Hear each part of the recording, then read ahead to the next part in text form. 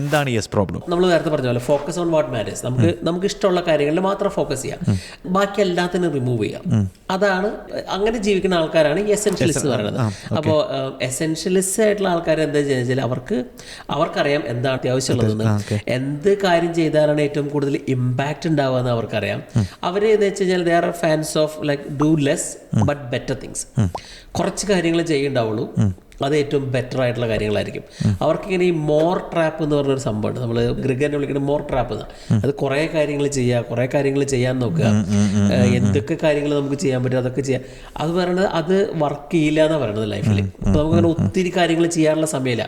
നമുക്ക് നമ്മുടെ ബാക്കി എല്ലാ കാര്യങ്ങളും കൂട്ടിക്കിഴിച്ച് വരുമ്പോൾ നമുക്ക് ആകെ 8 വർഷം മാത്രമല്ലല്ലോ നമുക്ക് ഇഷ്ടമുള്ള കാര്യങ്ങൾ ചെയ്യാനായിട്ട്. അപ്പോൾ അതിൽ എല്ലാം കൂട്ടിക്കിഴക്കേണ്ട കാര്യമില്ല.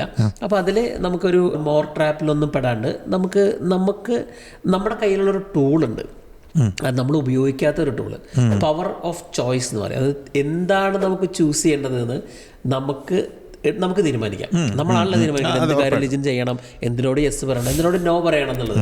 പക്ഷേ നമ്മൾ പൊതുവെ ഉള്ള മനുഷ്യന്മാർ, ഇത് കേൾക്കുന്ന പല ആൾക്കാരും ആ ടൂൾ യൂസ് ചെയ്യാറില്ല. അതുകൊണ്ടാണ് നമുക്ക് സമയമില്ലാത്തതും നമ്മൾ ഇതിലാണ് പ്രയോറിറ്റൈസ് ചെയ്യേണ്ടതും. ഇപ്പോൾ ലിജിൻ പറഞ്ഞ ആ പ്രോബ്ലത്തിലേക്ക് പറഞ്ഞാൽ എല്ലാത്തിനും യെസ് പറയേണ്ടതും.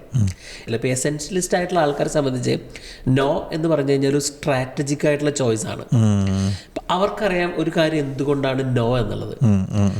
അതായത് എന്ത് കാര്യം അവർക്ക് ചെയ്യണമെന്ന് അവർക്കറിയാം. ചെയ്യണമെന്ന് അറിയില്ലാണല്ലോ നമുക്ക് എന്ത് വേണ്ടാന്ന് മനസ്സിലാക്കില്ലേ.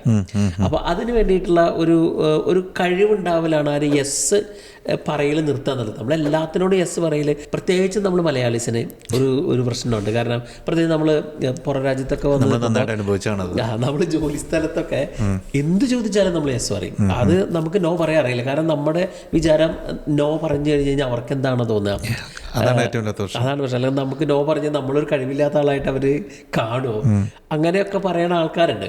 അതാണ് യെസ് പ്രോബ്ലം എന്ന് പറയുന്ന പ്രോബ്ലം.